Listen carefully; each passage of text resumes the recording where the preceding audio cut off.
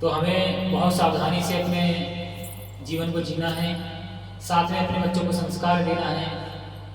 उन्हें इतना ज्ञान होना चाहिए कि कोई विधर्मी आकर भ्रमित करना चाहे तो उसके कुतर्कों का हम जवाब दे सकें। तो उसके लिए हमें ये पढ़ना चाहिए। दो फायदे हैं, हमें जीवन से संबंधित समस्याओं का समाधान मिलेगा। दूसरा, जो विधर्मी आते हैं हमारे बच्चों को बहकाकर दूसरा धर्म में ले जाते हैं, वो नहीं कर पाएंगे। हम उनके कुतर्कों का, जो उल्टे सीधे सवाल है, उनका सही से जवाब दे सकते हैं।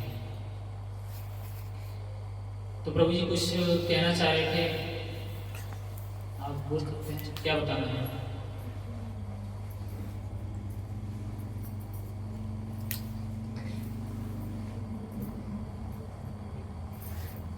हरे कृष्ण। आशय भक्तों का बहुत बहुत धन्यवाद। तो प्रभु जी, ये भगवत गीता क्लास सोमवार से लेकर शनिवार तक चलती है। आरती के बाद आधे घंटे। आरती का जो समय है शाम 5:30 बजे से 6:30 बजे और आधे घंटे गीता क्लास। उसके बाद जो बच्चे डिप्लोमा करना चाहते हैं भगवत गीता में, उनके लिए 8 बजे से 9 बजे तक क्लास, ऑनलाइन और ऑफलाइन दोनों। अगर कोई भक्त मंदिर में आके क्लास अटेंड करना चाहते हैं, वो मंदिर में कर सकते हैं। जैसे घर काफी दूर दूर है और दूसरी अन्य चीजें भी हैं, तो ऑनलाइन मोबाइल पर जूम प्लेटफॉर्म के माध्यम से क्लास अटेंड कर सकते हैं। तीसरी बात यह है कि कल है एकादशी। जो भक्त एकादशी व्रत रखेंगे उनको मंदिर की ओर से आपसे भक्तों को प्रसाद वितरण किया जाएगा व्रत का। दूसरी चीज ये है, 1 तारीख है। 1 तारीख को सभी लोग कहते हैं, हमारे यहाँ मंदिरों में एक आचार्य कहते हैं कि अगर बच्चों को कोई प्रोग्राम ना हो तो उस दिन बच्चे गलत रास्ते पर गलत चीजें करते हैं। खासकर आजकल ऐसे हैं जो रेस्टोरेंट में जा रहे हैं, जीव हत्या कर रहे हैं, अलग अलग चीजें। तो इस प्रयास को रोकने के लिए मंदिर में अलग अलग व्यवस्थाएं रहती हैं। जैसे इस्कॉन गुरुग्राम में आनंद बाजार, तो 31 तारीख को 9 बजे से लेकर रात के 2 बजे तक कीर्तन है। और जो मन भर के प्रसाद ग्रहण करिए सात्विक, अर्थात यह है कि आपको वो जो बार हैं, पब हैं, उनमें जाने की आवश्यकता नहीं है। कहते हैं बच्चों को धर्म की ओर कैसे मोड़े, तरीका है। दूसरी चीज है, अगर फिजूल खर्ची करते हैं, जैसे गलत गलत काम भी करते हैं और धन भी खर्च करते हैं, तो वही कह रहा था, मंदिर में सेवा में लगाते हैं तो और बेहतर तरीके से प्रसाद है।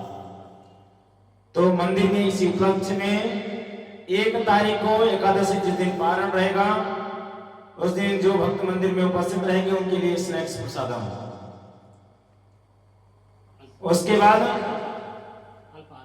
अल्पाहार प्रसादम। उसके बाद क्या है, 3 तारीख को पुष्प अभिषेक महामहोत्सव है। श्री राधा श्याम सुंदर भगवान को पुष्प वर्षा कराकर उनका अभिषेक कराया जाएगा। मंदिर में प्रोग्राम है शनिवार को। जो संडे फीस्ट प्रोग्राम है वो स्किप किया जा रहा है, सैटरडे को प्रोग्राम होगा, संडे स्किप है।